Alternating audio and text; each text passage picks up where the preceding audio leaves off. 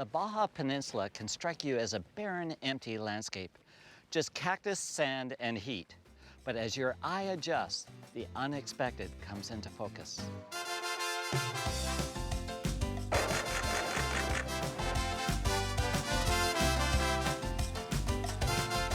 I'm Art Wolf. This is Travels to the Edge.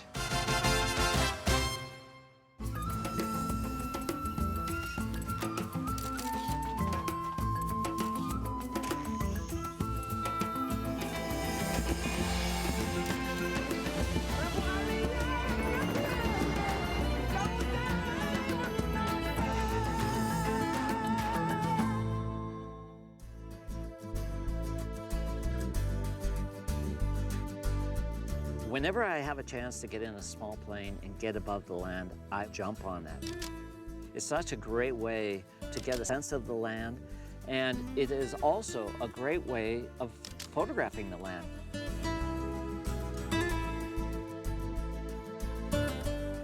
Bounded by the Sea of Cortez on the east and the Pacific Ocean on the west, the Baja Peninsula is 1,000 miles of arid landscape. This is where the desert meets the sea. The waters of the sun-drenched Sea of Cortez, or Gulf of California, are a primary breeding and feeding habitat for many resident and migratory species. I'm exploring the region with my friend Patricio Robles Hill, one of Mexico's leading conservation photographers. We're starting our journey here on Santa Catalina Island. Patricio, this is beautiful. But what makes this place so unique? Just look at it. This is, for me, it's the ocean, and here, the Sonora Desert. Is the combination of the two is what makes this environment, the Gulf of California, so special. Everybody hears about deserts and they think that it's only sand. This is really a very diverse environment. You see life everywhere.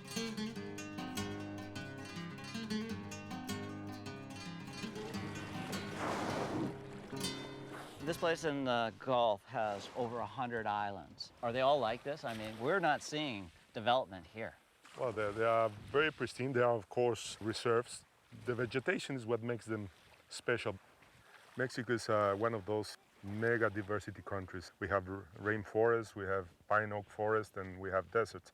But I think the Gulf of California and the islands by itself is what it makes very unique. There's nowhere else in the world that there's a place like this. It's what you could say Mexico is different here.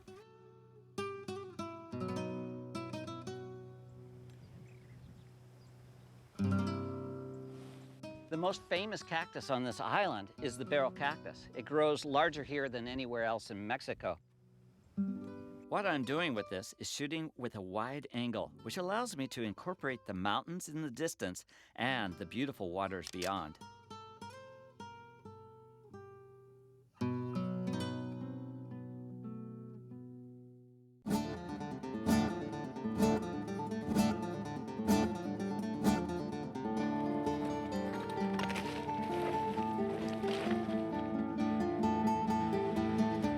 I got this beautiful cardon cactus perched on the edge of a cliff. I love shooting multiple angles of a single subject like this. And since I've worked so hard to get up here, you can bet I'm not gonna leave with just one composition. These are the shots I love to find and bring back.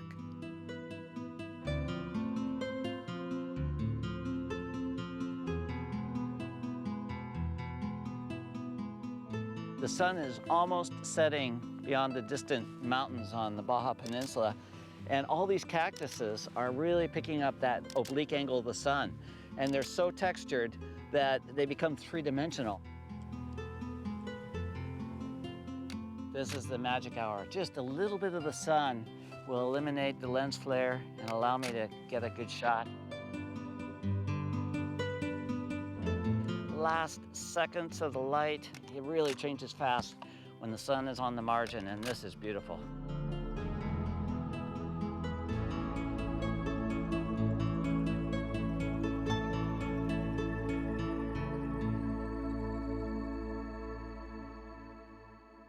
After working all day long in the intense heat of the desert, I find it really satisfying to sit back in the cool breeze, reviewing the work that I've shot all day.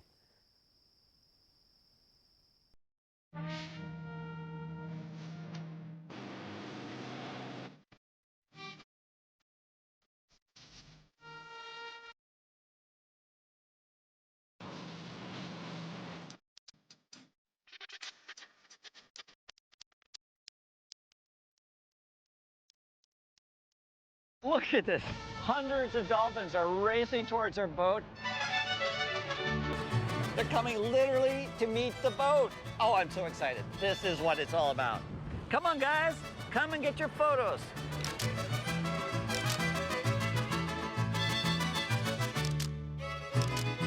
They're everywhere. Dolphins everywhere. I love this. This is exciting. They understand there's a TV show being done, and they just obviously want to be stars of the show. Occasionally one will just completely jump out of the water. Right when they come out of the water, you can see their eyes, their head. It's almost like it's all choreographed. It's like a water ballet right now. I could do this literally all day long.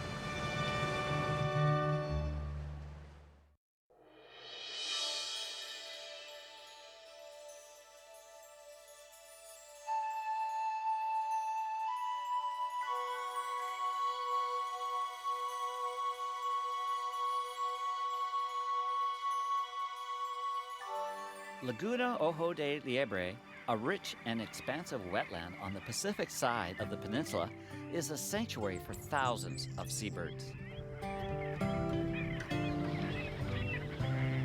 This is beautiful. There's several thousand sandpipers just flying in unison.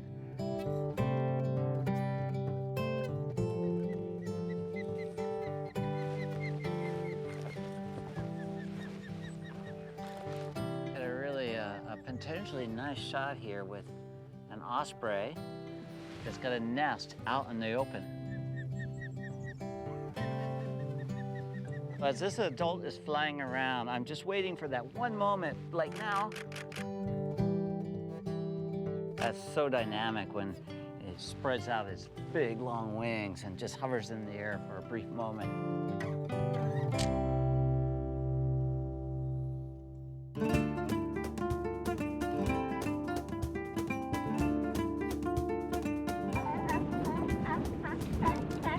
These are California sea lions, and they're saying art, art, art, art.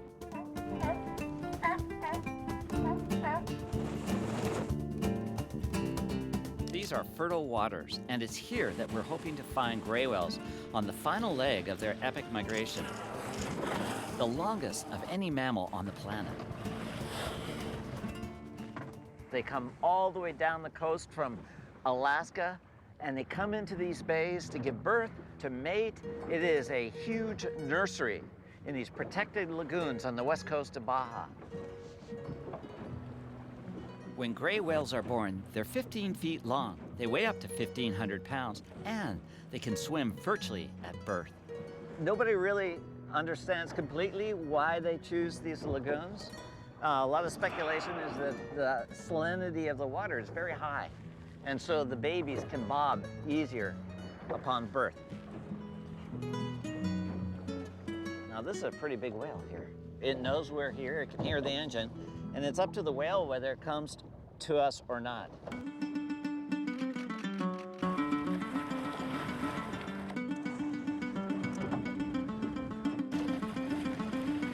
There's one coming right under our boat. Yeah, he's right there. Look at that.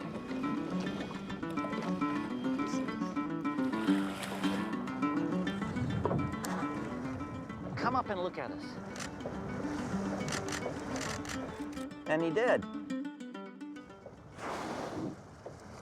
Oh, this one's coming our way. That's a good sign. He's come straight at us. There is a 30-ton animal heading our way. He's coming up. Oh, he's a baby. Oh. Hey, this is a whale.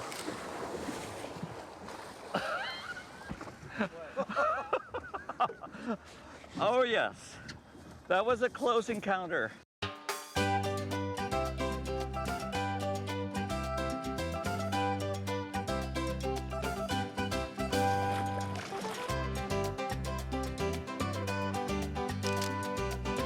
There's a lot of whales right here.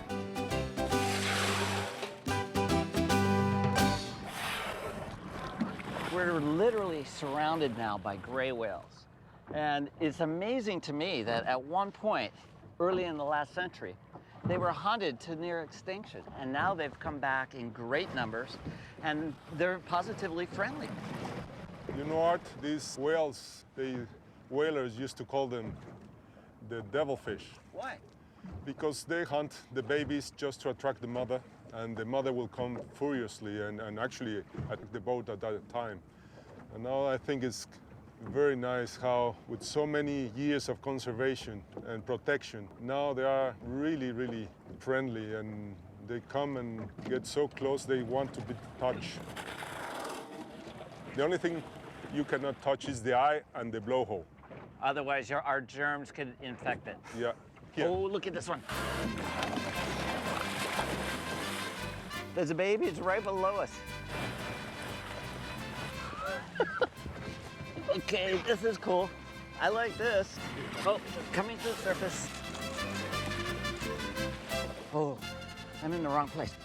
Here. Oh. Hey, oh, it's right there. He's rubbing. Look at that. I touched the whale. I touched the whale.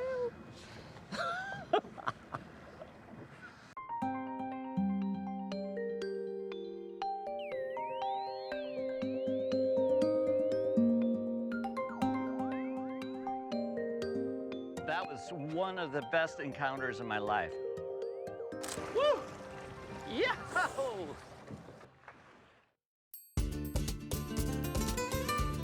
We're heading inland now towards the isolated Sierra de San Francisco mountain range. It's a tough and sometimes bizarre landscape.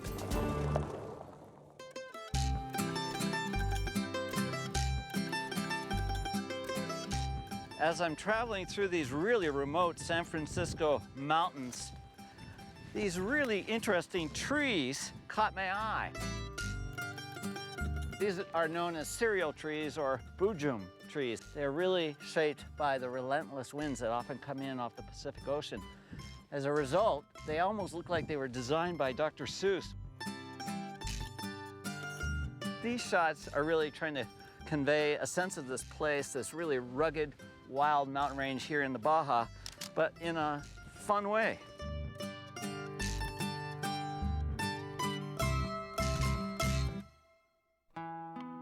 The remote canyons of the Sierra San Francisco guard Baja's most important rock paintings. Sites are difficult to reach and guides are essential. Hola. Hola. After saddling up, we begin the trek down into San Pablo Canyon and our quest to find these ancient cave paintings.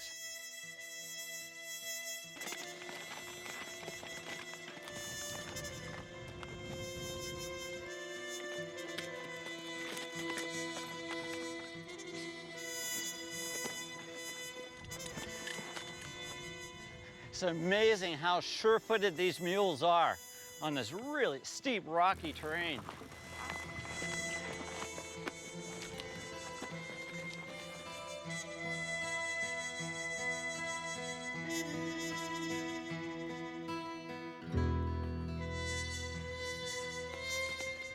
This has been a long ride down this steep canyon.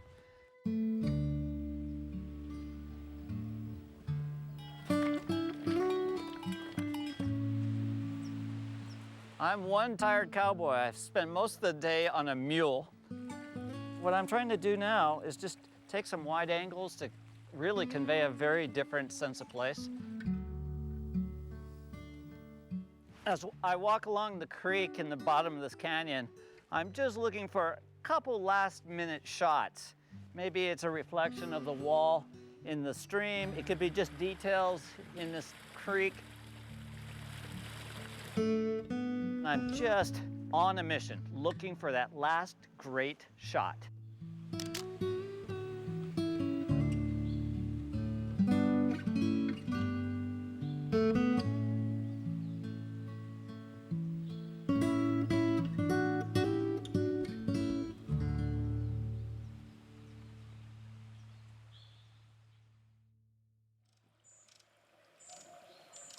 As morning breaks, Patricio and I head off to find the cave paintings. On the way, I'm pleasantly surprised to come across Xantu's hummingbirds bathing in a canyon spring.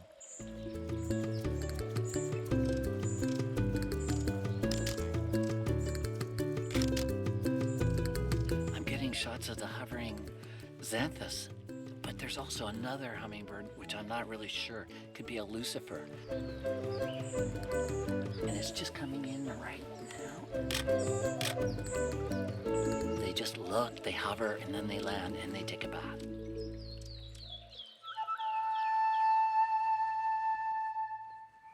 A little bit more in front of us are the cave paintings. On the walls ahead? Yes, yes. That is beautiful. This is one of the most impressive panels I've ever seen. The sheer size of this, the vibrance of the color, and the number of human figures, and they all kind of overlap. It's very exquisite. Let's go up and look closer.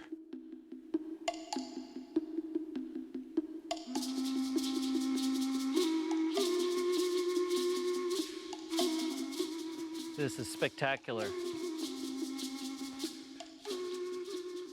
How on earth did they ever paint way up there?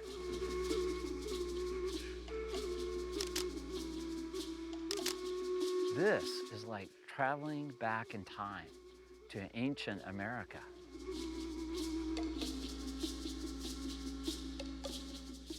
Power of the art, that's what connects me to this place.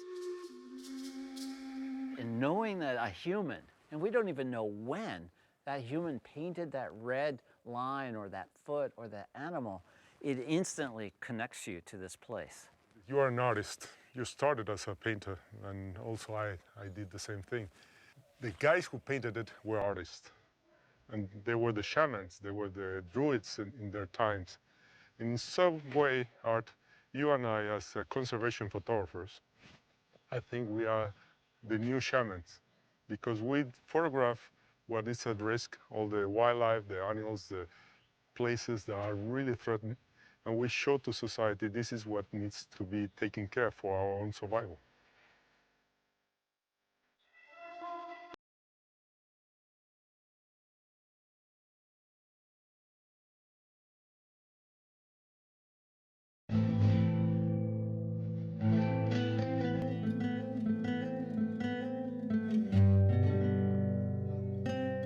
Further north is the Catavina Desert, one of my favorite places to isolate the essential elements of this landscape. I'm getting a really subtle image of the desert right now. A very, very quiet and yet emblematic shot of the desert right before dawn. And now I'm off and running, and I'm just trying to get a series of shots before the light actually hits.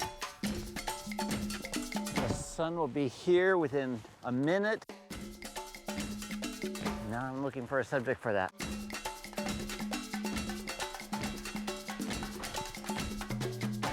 The light's coming up here.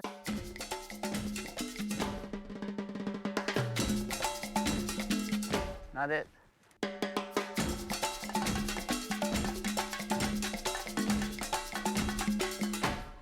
This is really nice right up here. It's beautiful.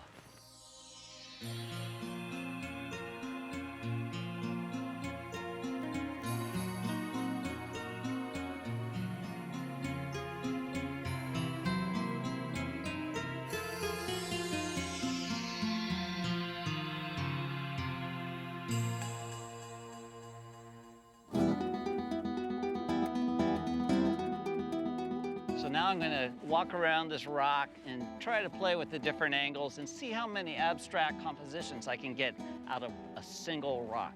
In fact, right from here, this is rather interesting because I can see the top of a cardon cactus right through the hole in this rock.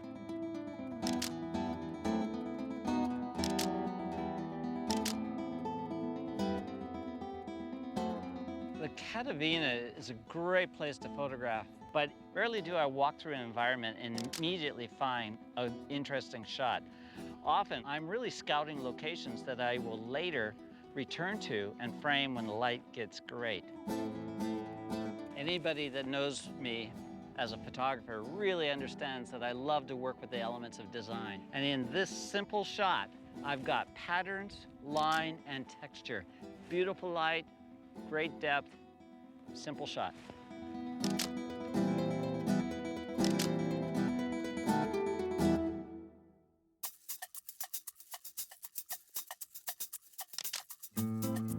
This is really a lot of fun.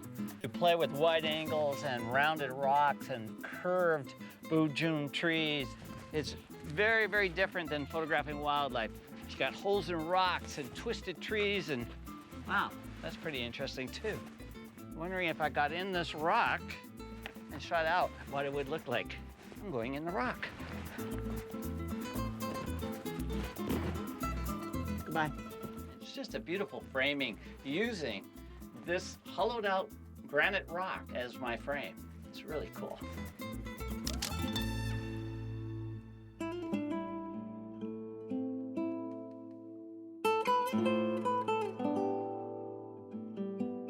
I like nothing more than putting my mind in a relaxed state and just simply responding to the textures and the changing light. As the sun is moving across the sky, suddenly a simple rock becomes a sculptured element. There's something to be said about working with a minimalist landscape, that you can come away with some of the most striking compositions. The more I am engaged and really work a subject, the more I discover. I'm really working hard for this boojum tree because it's got such interesting angles. It's like a ballet dancer with these graceful twists and curves. And the more I walk around it, the more it reveals itself. And as the light drops, everything becomes magical. In this spare environment, beauty reveals itself with each passing moment. And the more you look, the more you see. I'm Art Wolfe. Join me next time on Travels to the Edge. This program and other episodes from this season are available on 3-episode discs for $17.95 each, plus shipping and handling. An award-winning book of Art Wolfe's landscapes featured in this series and beyond, Edge of the Earth, Corner of the Sky, is available for $49.95 plus shipping and handling. To order the book or DVDs, please call 1-800-440-2651. Here are 3 of my favorite images from this episode. To learn more about this episode and how these images were produced, please visit artwolf.com.